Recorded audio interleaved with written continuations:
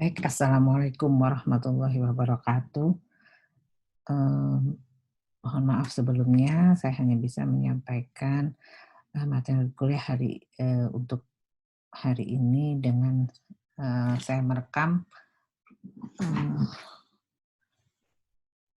eee kita mencoba hari ini kuliah dengan materi prinsip-prinsip ekonomi dalam usaha tani. Saya melanjutkan dari Ibu Desi ya, Ibu Desi Aryani. Jadi perkenalkan, nama saya Ibu Livianti yang akan nanti memberikan kuliah lanjutan sampai mungkin di akhir semesteran ya. Baik, kita akan mulai dengan materi prinsip-prinsip ekonomi dalam usaha tani. Kalau kita belajar definisinya usaha tani atau biasanya disebut dengan pertanian rakyat atau farm, itu adalah suatu tempat atau bagian dari permukaan bumi di mana pertanian diselenggarakan oleh seorang petani tertentu, yaitu pemilik, penyakap, atau manajer yang digaji. Biasanya bentuk usahanya itu bercocok tanam atau memelihara ternak. Jadi itu untuk usaha tani pertanian rakyat atau farm ya. Jadi biasanya bentuk usahanya bercocok tanam atau memelihara ternak. Nah, saya mau tanya mungkin nanti kalian tahu arti dari pemilik, penyakap, atau manajer yang digaji. Jadi kalau pemilik itu biasanya seseorang yang memang memiliki tanah untuk dilakukan kegiatan usaha yang dia miliki sendiri, sementara penyakap itu adalah orang yang melakukan kegiatan usaha tani, tapi dengan sistem bagi hasil. Jadi tanahnya milik orang lain, tapi dia mengerjakan tanah tersebut. Nanti hasilnya itu dibagi dua, bukan dibagi dua ya, dibagi dengan apa namanya tuh ketentuan yang sudah mereka sepakati. Apakah 60% untuk yang memiliki lahan hasilnya atau yang nanti 40% adalah untuk yang melakukan usahanya atau sebaliknya seperti itu ya. Nah, dalam prinsip-prinsip ekonomi yang perlu dipahami itu ada yang namanya manajemen usaha tani atau farm management.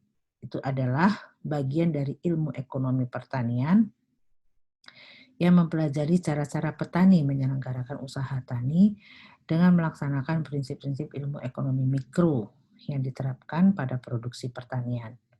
Jadi bagaimana kita melihat manajemen usaha tani itu biasanya bukan hanya dia menerapkan kegiatan dalam usaha taninya saja, tapi bagaimana petani itu memanajemen kegiatan usahanya mulai dari penyediaan sarana produksi sampai kepada hasilnya, ya, memasarkan hasilnya.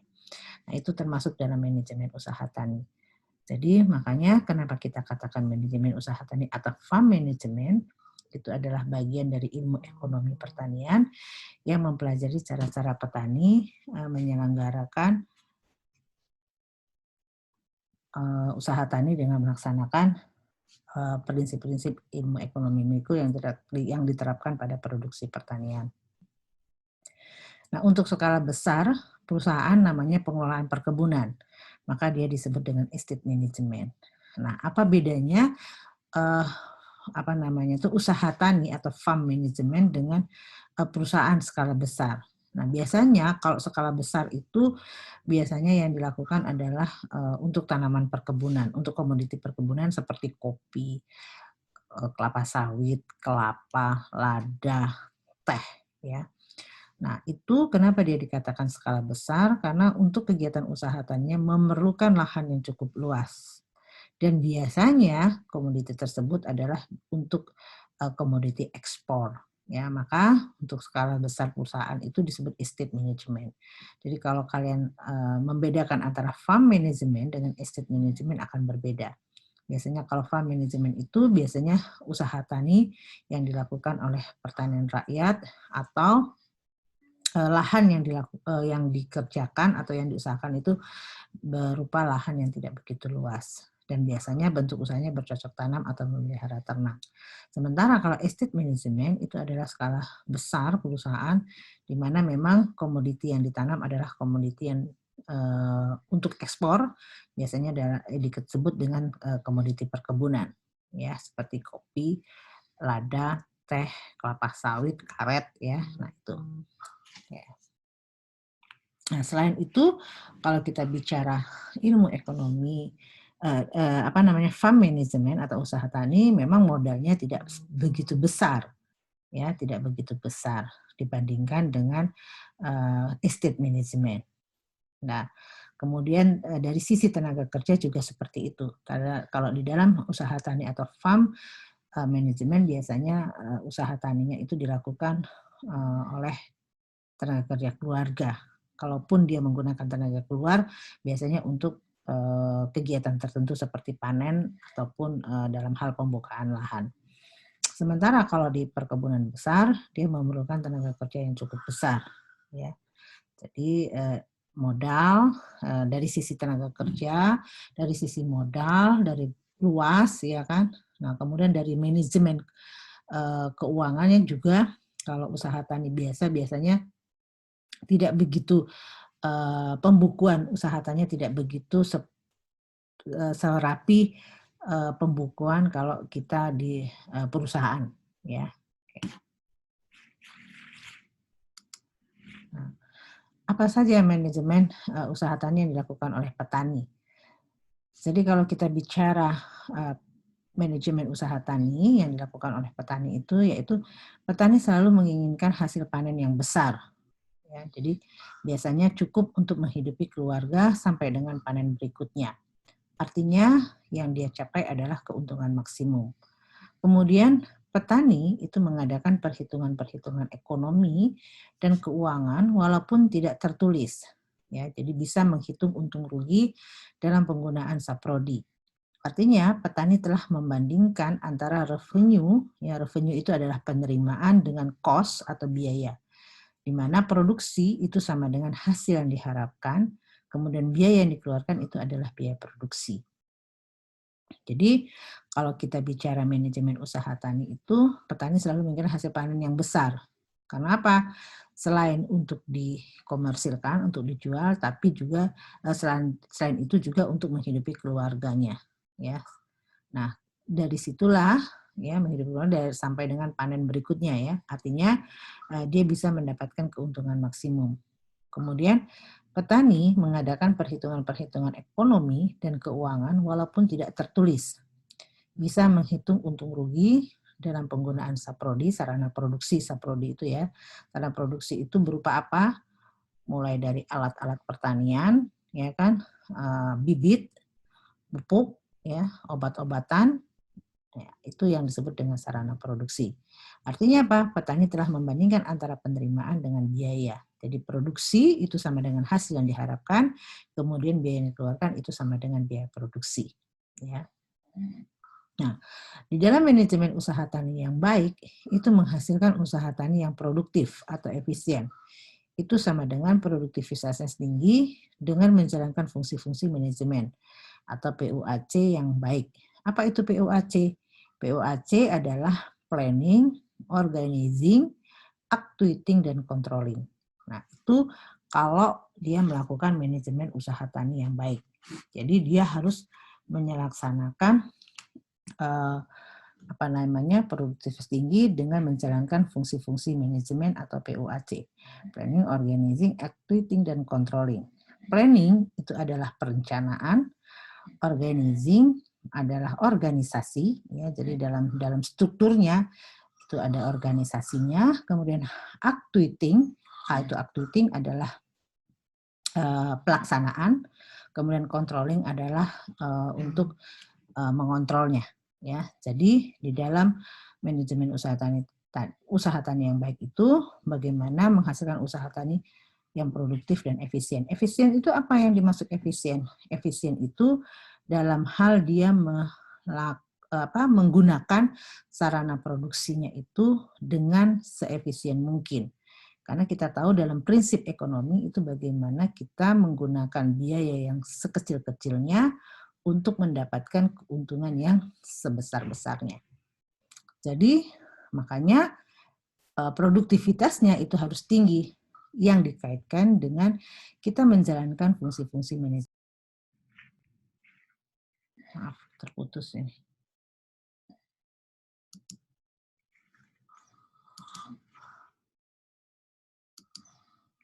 Jadi ada mandor ya, ada apa namanya, ada yang buruh yang mengerjakan, ya kan. Kemudian ada manajer, yaitu organizing-nya. Biasanya itu organizing itu untuk tanaman perkebunan. Updating adalah pelaksanaan, controlling adalah untuk lebih kepada kontrol ya, atau lebih kepada pendekatannya lebih kepada pengawasan untuk mengontrol aktivitas kegiatan usaha tani yang dijalankan. Nah, kalau kita belajar produksi, maka kalau di dalam teorinya itu yang disebut dengan fungsi produksi. Ya. Apa itu fungsi produksi? Fungsi produksi yaitu suatu fungsi yang menunjukkan hubungan antara hasil produksi fisik atau output dengan faktor-faktor produksi atau input. Ya. Secara matematis itu adalah Y sama dengan fungsi dari X1, ini X1, X2 sampai dengan Xn, kemudian Y adalah hasil produksi fisik. Jadi kalau kita bicara suatu fungsi yang menunjukkan hubungan antara hasil produksi fisik, output, dengan faktor-faktor produksinya. Jadi kenapa dia dikatakan fisik? Karena yang dilihat adalah kita jelas produksinya apa yang mau kita capai. Produksi padi.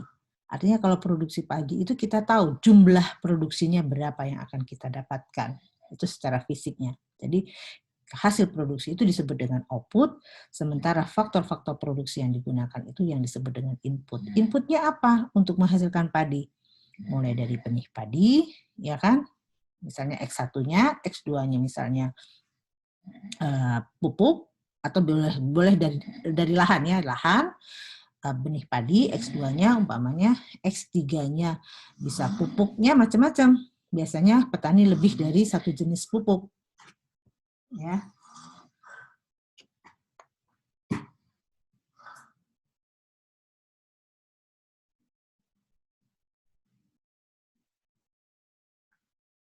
Jadi lebih dari satu jenis pupuk, ya. Lebih satu jenis pupuk itu misalnya dia menggunakan pupuk urea, berarti dia X3. Kemudian kalau dia menggunakan KCl, jadi tambah lagi X4, ya.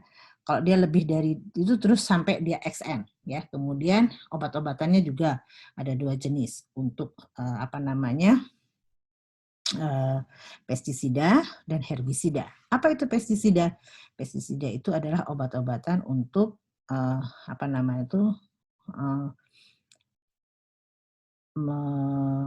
memberantas ya. Pes itu kan biasanya lebih ke binatang ya, hewan. Jadi memberantas misalnya kalau di tahap tanaman padi itu bisa tikus ya, bisa segala macam. Kemudian kalau herbisida itu lebih ke tanaman, seperti tanaman-tanaman pengganggu. Makanya X-nya itu bisa sampai dengan N. Ini adalah faktor-faktor produksinya, sementara produksi fisik auto output-nya itu adalah dalam bentuk I-nya. Ya, makanya dia X1, X2 sampai dengan Xn. Jadi, kenapa dia dikatakan fisik, hubungan hasil produksi secara fisik? Karena dia jelas dengan berapa jumlah bibit yang mau kita pakai, berapa jumlah pupuk yang mau kita gunakan, obat-obatan yang mau kita gunakan, itu jelas.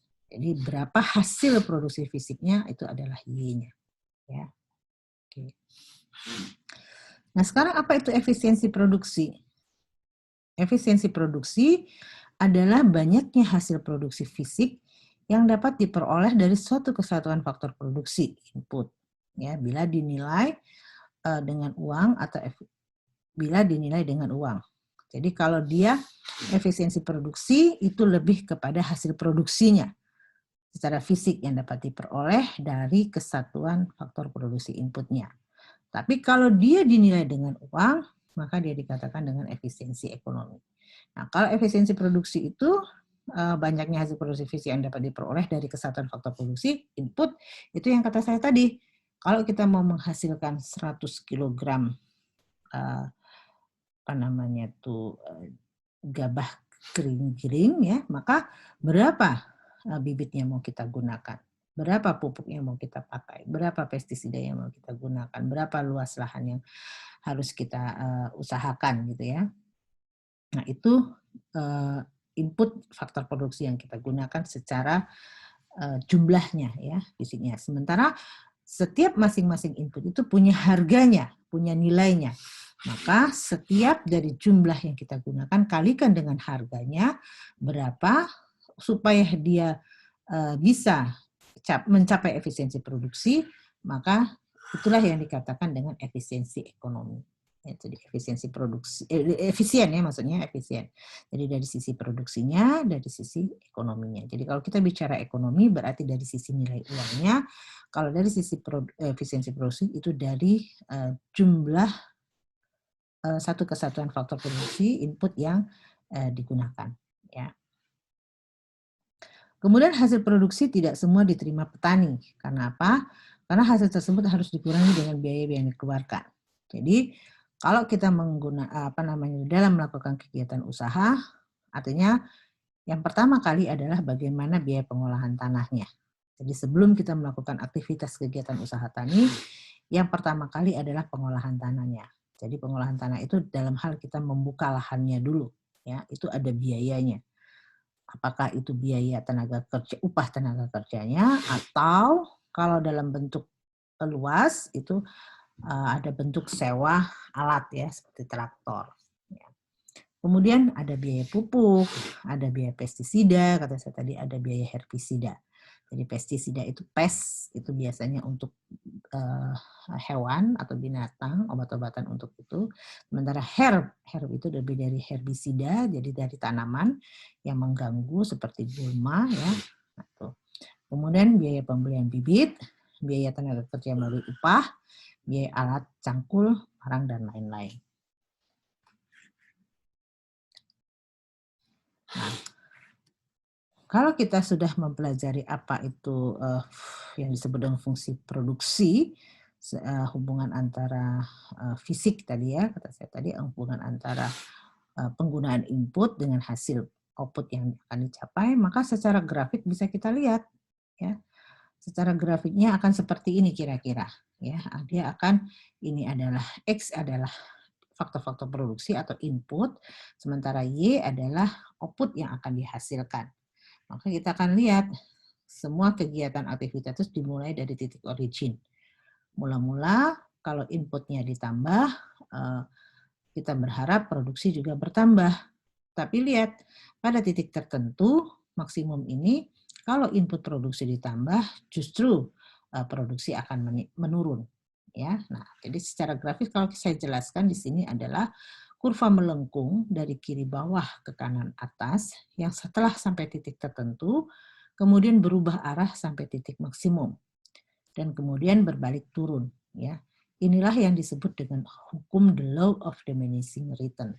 Kenapa dia dikatakan dengan hukum the law of diminishing return? Adalah hukum yang dimana setiap penambahan faktor produksi pada titik tertentu ya, jadi setiap penambahan itu justru akan semakin menurun ya. Jadi kita lihat kenapa dikatakan demikian. Kita belum tentu. Tadinya kita berharap bibit ditambah, ya kan, pupuk ditambah atau ditingkatkan, kemudian penambahan pestisida atau herbisida. Kita berharap produksi itu terus naik, tapi itu tidak mungkin. Ya, kenapa tidak mungkin? Pada titik tertentu kalau inputnya ditambah, produksi itu akan menurun. Jadi setiap penambahan satu satuan input produksi justru pada titik tertentu produksi itu akan semakin turun. Why? Kenapa dia bisa turun? Karena kita lihat kondisi lahan, ya kondisi lahan itu kalau terus-terusan dilakukan penanaman tanpa ada istirahatnya, justru lahan itu tingkat kesuburannya juga akan semakin menurun. Artinya kan di dalam tanah atau lahan tersebut kan ada unsur hara yang sebetulnya bisa meningkatkan produksi. Tapi kalau terus-terusan kita lakukan penanaman tanpa adanya istirahat. Karena apa? Karena kan di dalam kita melakukan penanaman itu kita melakukan pemupukan, kita melakukan penyemprotan. Nah, itu semua mengandung zat kimia, ya. Artinya apa? Zat-zat itu pada akhirnya kalau terus-terusan kita gunakan, memang awalnya bisa bertambah, tapi ada unsur hara yang mati di dalam tanah itu menyebabkan tanah itu tidak lagi mengalami kesuburan. Jadi pada titik tertentu memang dia naik, tapi kalau terus-terusan itu akan menjadi turun. Ya, caranya bagaimana? Biasanya ada masa setelah panen tanah itu diistirahatkan, istilahnya namanya diberakan, ya diberakan. Jadi tanah lahan itu diistirahatkan dulu. Syukur-syukur kalau itu terjadi hujan, ya. Jadi kalau dia hujan sempat tanah itu banjir atau basah, itulah yang membuat unsur zat kimia yang sudah dilakukan penyemprotan, kemudian pemupukan itu mengalir, ya zat zat kimia yang ada di unsur tanah itu yang menyebabkan nanti setelah dia habis hanyut, kita mulai melakukan penanaman lagi, itu justru akan menyuburkan kembali tanah yang akan kita lakukan kegiatan usaha taninya. Ya. Nah, jadi secara catatannya hubungan fungsional ini berlaku untuk semua faktor-faktor produksi, yaitu tanah, pupuk, tenaga kerja, ya, pestisida dan sebagainya. Artinya apa? Itu kata saya tadi, setiap penambahan dari setiap faktor produksi akan meningkatkan produksi fisik sampai dengan titik maksimum. Ini ya. Setelah itu produksi akan menurun. Nah, yang disebabkan oleh apa kata saya tadi? Disebabkan oleh semakin kita mengharapkan faktor produksi tanah, produksi itu bertambah, tapi kenyataannya tidak, malah semakin menurun. Penyebabnya apa? Itu tadi, lahan itu kan punya kapasitas di mana kalau dia terus-terusan dilakukan aktivitas penanaman, itu akan menyebabkan ada unsur hara yang di dalam yang harusnya bisa menyuburkan tanah itu kan mati akibat dari terlalu seringnya dilakukan penyemprotan, ya kan, dilakukan pemupukan yang mengandung zat-zat kimia. Oke. Nah, dalam kegiatan usaha tani, kita perlu biaya yang disebut dengan biaya dalam usaha tani. Apa saja dalam penggolongan biaya produksi dalam kegiatan usaha tani itu yang disebut dengan penggolongan biaya produksi. Nah, biaya produksi itu adalah biaya uang dan biaya in natura. Biaya uang adalah biaya yang berupa uang tunai. Contohnya, biaya upah tenaga kerja, biaya bibit, pembelian alat dan mesin dan sebagainya. Sementara biaya in natura itu adalah biaya yang dikeluarkan dari perhitungan banyaknya hasil produksi yang diperoleh. Contoh, biaya-biaya panen, bagi hasil, pajak, dan sebagainya. Itu yang disebut dengan biaya in natura. Tapi biaya uang yaitu biaya yang berupa uang tunai yang harus dikeluarkan, yang harus kita siapkan, yaitu biaya upah tenaga kerja, bibit, alat, mesin, dan sebagainya. Ya. Kalau yang in natura itu biaya yang dikeluarkan dari perhitungan banyaknya hasil produksi yang diperoleh, yaitu berapa biaya panen bagi hasil yang kata saya tadi kalau dia sistem apa namanya sebagai penyakap, ya, jadi artinya lahan itu milik orang, dia hanya yang mengerjakan, nanti sistemnya bagi hasil, kemudian pajak. Nah, itu di dalam penggolongan biaya produksi. Ada juga istilahnya dikelompokkan dua biaya, yaitu biaya tetap dan biaya variabel. Ya, biaya tetap apa? Biaya tetap adalah jenis biaya yang besar kecilnya tidak tergantung pada besar kecilnya produksi. Atau bisa juga kita katakan biaya tetap adalah biaya yang tidak habis dipakai dalam satu kali proses produksi. Contohnya sewa tanah dan penyusutan alat. Ya, jadi berapapun produksi yang mau kita hasilkan, ya alat itu kan tidak perlu ditambah, ya artinya dia akan tetap. Makanya dia disebut dengan biaya tetap. Ya, jadi input tetap itu kan tadi kelompoknya adalah alat, ya kan, mesin dan tanah. Jadi bisa dikatakan berapa apa namanya itu input tetap itu seperti itu tadi, bahkan dia Dikatakan kalau dikalikan dengan harganya dia menjadi biaya tetap, biaya yang tidak tergantung dengan besar kecilnya produksi atau biaya yang tidak habis dipakai dalam satu kali proses produksi. Input yang tidak habis dipakai dalam satu kali produksi itu adalah input tetap. Kalau dikalikan dengan harganya, maka itu disebut dengan biaya tetap. Nah, sekarang kalau input variabel itu adalah input yang habis dipakai dalam satu kali produksi. Kalau dikalikan dengan nilainya, maka dia disebut dengan biaya variabel, ya. Jadi biaya variabel yaitu biaya yang besar kecilnya berhubungan langsung dengan besar kecilnya produksi. Contohnya bibit, pupuk, pestisida. Jadi kalau kita mau produksinya banyak, maka bibitnya juga ditambah, pupuknya juga ditambah, pestisidanya juga ditambah. Nah, maka di dalam penggolongan kedua biaya ini hanya berlaku untuk jangka pendek.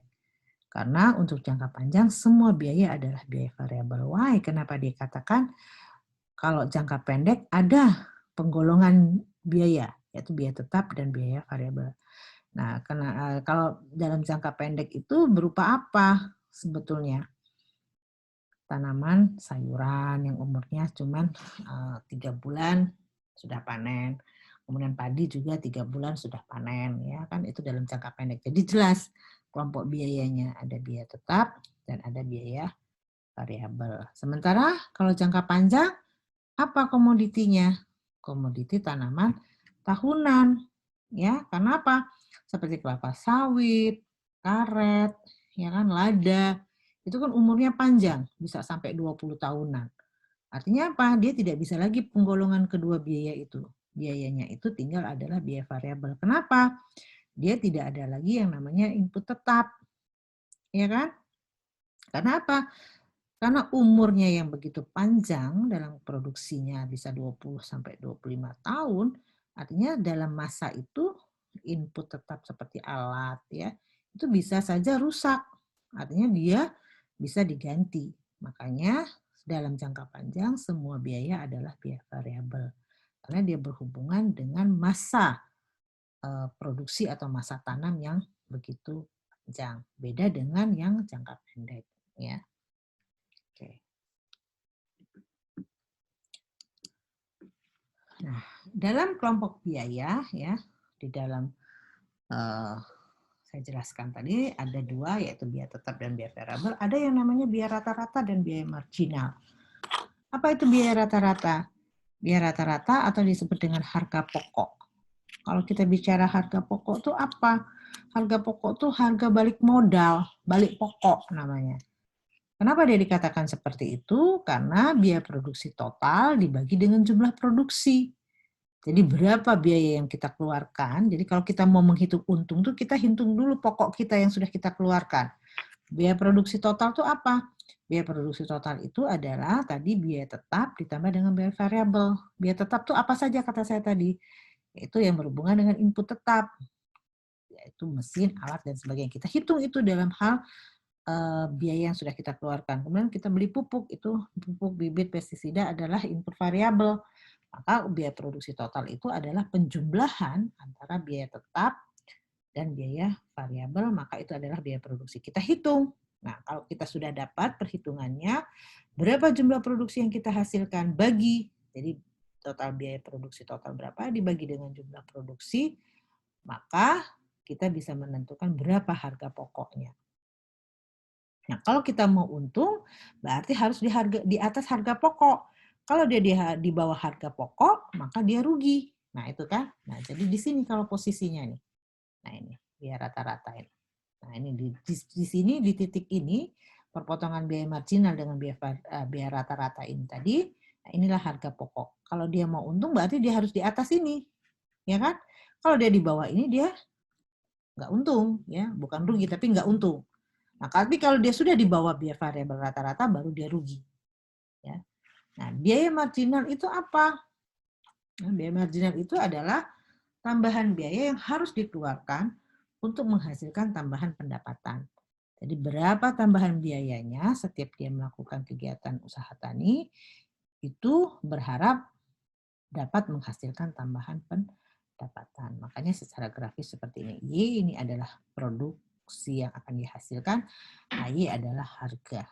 Ya, jadi kalau kita mau untung, ini titik ini, perpotongan biaya variabel rata-rata dengan manajemen, inilah harga pokok. Ya. Jadi kalau dia mau untung harus di atas ini. Kalau di bawah ini dia itu tidak untung, tapi belum rugi. Kenapa dia dikatakan belum rugi? Karena biaya variabel rata-ratanya masih bisa dia penuhi ya. Tapi kalau dia sudah di bawah biaya rata-rata, itu yang namanya baru rugi. Ya, oke. Nah, kombinasi faktor-faktor produksi. Nah, jadi apa itu kombinasi faktor-faktor produksi? Itu adalah untuk menghasilkan suatu hasil produksi dalam kurung output, itu diperlukan bantuan kerjasama beberapa faktor-faktor produksi sekaligus kombinasi faktor-faktor produksinya. Ya. Jadi untuk mencapai keuntungan maksimum, persamaan yang harus dilakukan dalam mengkombinasi faktor produksi adalah seperti ini. Ya. Jadi rasionya harus sama. Itu sama dengan 1. Jadi HSPP untuk X1 ya, untuk X2, untuk X3 adalah tambahan hasil produksi fisik karena tambahan satu satuan faktor produksi X1, X2, X3. HRX itu harga faktor produksi masing-masing, sementara HRY itu harga hasil produksinya. Jadi kalau kita bicara X itu adalah input, kalau kita bicara Y itu adalah output. Itu saja.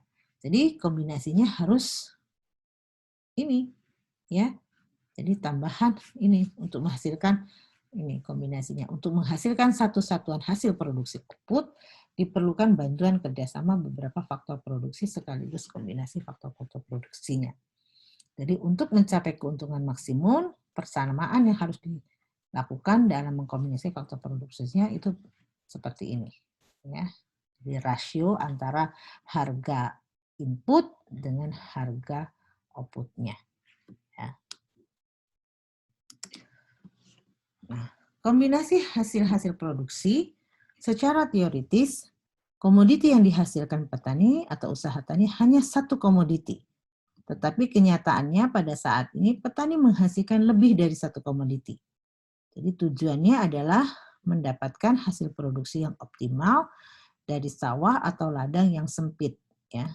Jadi menjamin tersedianya bahan makanan sepanjang tahun karena tanaman yang diusahakan berbeda umur tanamannya, itu mengurangi risiko kegagalan mengisi waktu luang karena pertanian bersifat musiman. Jadi gini, jadi kombinasi hasil produksi itu adalah secara teoritis komoditi yang dihasilkan petani atau usaha tani hanya satu komoditi. Ya. Tetapi kenyataannya pada saat ini petani menghasilkan lebih dari satu komoditi. Jadi artinya apa? Petani itu jangan berharap hanya satu komoditi. Tapi kalau bisa, dalam satu hamparan itu dia bisa, kalau bisa lebih dari satu komoditi. Itulah yang disebut dengan istilah tumpang sari, atau bisa juga yang disebut dengan mina padi. Ya, jadi kalau tumpang sari itu adalah antara tanaman satu dengan tanaman yang lain, itu bisa dilakukan penanamannya dalam lahan yang sama. Ya. Atau bisa juga disebut dengan mina padi. Mina padi itu antara padi dengan ikan. Kalau kalian di sawah-sawah lihat padi terus ada ikannya, itu istilahnya disebut dengan mina padi. Kalau tumpang sari itu antara tanamannya satu dengan tanaman yang lain tanpa mengganggu ya. Jadi kalau melihat tanaman itu jangan sampai dia bersifat saling mengganggu, tapi bagaimana dalam lahan yang sama bisa lebih satu jenis tanaman yang bisa bersama-sama bisa tumbuh di lahan yang sama. Nah, gunanya buat apa? Ini tujuannya kata saya tadi. Tujuannya adalah mendapatkan hasil produksi yang optimal dari sawah atau ladang yang sempit. Jadi bagaimana menjaminnya tersedianya bahan makanan sepanjang tahun. Karena tanaman yang diusahakan itu berbeda umur tanam, itu juga mengurangi risiko kegagalan. Ya kan? Jadi kalau tanaman yang gagal, masih ada tanaman yang lain. Atau bisa juga mengisi waktu luang. Karena pertanian ini kan bersifat musiman. Karena menunggu antara mulai dari tanam sampai ke panen itu kan perlu waktu. Ya kan? 4 bulan. Ya. Atau bahkan kalau tanaman perkebunan itu bisa tahunan. Masa kita harus menunggu satu tanaman tanpa kita bagaimana kita membuat kombinasi produksi. Jadi jangan mengandalkan satu komoditi. Ya. Supaya apa? Keberlangsungan kehidupan itu bisa kita jalani tanpa harus menunggu 4 bulan, terus kita nggak ada kegiatan aktivitas lagi. Makanya tadi yang pertama adalah mengisi waktu luang. Karena pertanian ini bersifat musiman. Kemudian mengurangi risiko. Kalau yang satu gagal, berarti masih ada satu lagi aktivitas kegiatan usaha tani yang lainnya. Oke. Nah, hati-hati juga di dalam kita melakukan kombinasi hasil pertanian itu, kita melihat hubungan fisik antar komoditi. Jadi hubungan fisik komoditi itu kita bisa lihat ada 1, 2, 3, ya. Ada komoditi gabungan yang disebut dengan joint product. Itu adalah komoditi yang diusahakan secara bersama-sama dalam satu kali proses produksi. Contohnya ubi kayu, umbi dan daun dan kelapa.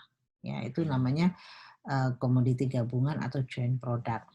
Kemudian ada yang disebut dengan komoditi yang bebas bersaing. Itu adalah komoditi-komoditi yang diusahakan saling berdiri sendiri, bahkan cenderung saling bersaing. Di mana untuk menghasilkan satu komoditi, maka komoditi saingannya harus dikorbankan. Jadi komoditi yang bebas bersaing adalah komoditi-komoditi yang diusahakan saling berdiri sendiri, bahkan cenderung saling bersaing, di mana untuk menghasilkan satu komoditi, maka komoditi saingannya harus dikorbankan. Contohnya apa? Penyewaan lahan untuk tanaman tebu akan mengorbankan tanaman padi yang biasa ditanam. Nah, kemudian ada lagi komoditi komplementer. Apa itu komoditi komplementer? Adalah komoditi yang diusahakan saling membantu atau melengkapi kebutuhan komoditi yang lainnya. Contohnya adalah kacang-kacangan dan tanaman peneduhnya atau ubi kayu, di mana komoditi suplementer adalah komoditi yang diusahakan secara bersama-sama tanpa saling merugikan atau saling menguntungkan. Kemudian contohnya menanam padi, beternak, atau kerajinan tangan. Ya. Jadi kata saya tadi ada jenisnya tumpang sari, ya kan? Ada mina padi, ada satu lagi sekarang SISKA istilah, sistem integrasi kelapa sawit. Jadi antara kelapa sawit dengan ternak hewan seperti sapi, ya itu disebut dengan SISKA, sistem integrasi kelapa sawit dan sapi ya, ternak. Nah, itu makanya kita harus hati-hati ketika kita mau menggabungkan satu lahan yang sama, kita harus lihat hubungan fisik antar komoditinya. Apakah bisa joint product, apakah yang bebas bersaing, ataukah dia komplementer. Oke, itu saja yang bisa saya sampaikan untuk materi prinsip-prinsip ekonomi dalam usaha tani. Nanti kita akan, kalau ada yang kurang jelas, nanti kita diskusikan pada saat kita pertemuan. Ya, oke, itu saja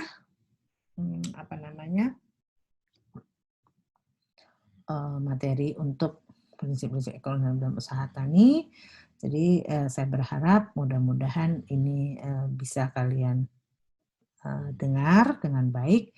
Kalaupun nanti masih ada yang ingin dipertanyakan, bisa dipertanyakan pada kuliah setelah kuliah selanjutnya ya. Jadi boleh kalian tanya, Bu, materi yang kemarin ada yang kurang jelas, boleh kalian tanyakan. Saya rasa cukup dulu. Saya tutup dengan kuliah ini dengan wassalamualaikum warahmatullahi wabarakatuh.